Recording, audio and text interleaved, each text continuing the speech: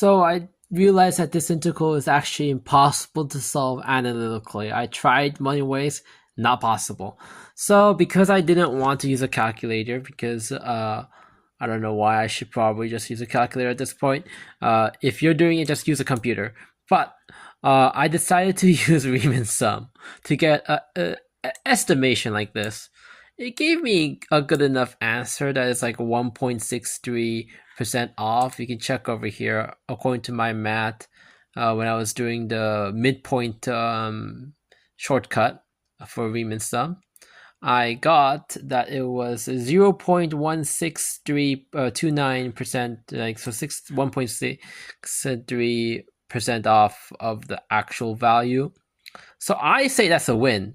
So I'm gonna keep that, and I'm probably gonna use the same technique for the other version where we do the density input for 2D density, something like that. And I'm gonna do the same thing.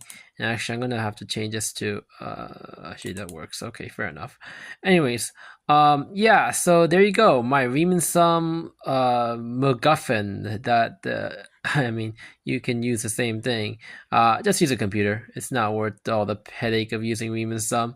But if you want to use it, I made the sliders very easy. Just go for all the midpoint sections. So you could have done 0.5, 0.5 also, but that would be a very bad Riemann sum. So I decided to do a 4-point, basically cut it in half, like cut it from so it's like 0 to 1, so cut it from 0 to 0.25, and then you have another 0.75, so 2 midpoints, and then that gives enough of an estimate sometimes.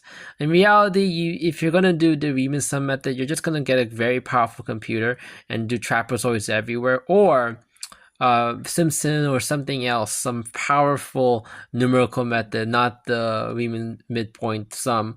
But it's good for hand. You can do this by hand with a calculator, with not a graphing calculator, but a scientific one. So if you're desperate, use Riemann midpoint sum. That's what I'm trying to show with this one, I guess, now, because originally this was just use a calculator and solve it, but I'm realizing now there's some power to do it by hand. If the internet is out, then here's a Riemann sum. Yeah, so I mean, if the whole entire world goes blackout, you know how to do it. So I'm gonna actually change a lot of things to do that. So possible integrals, I'm just gonna show with Riemann sum basically. There's quite a few impossible integrals I have that I have not actually. This is another one I'm gonna do Riemann sum on. There's definitely a few here. So this was solvable. Yeah.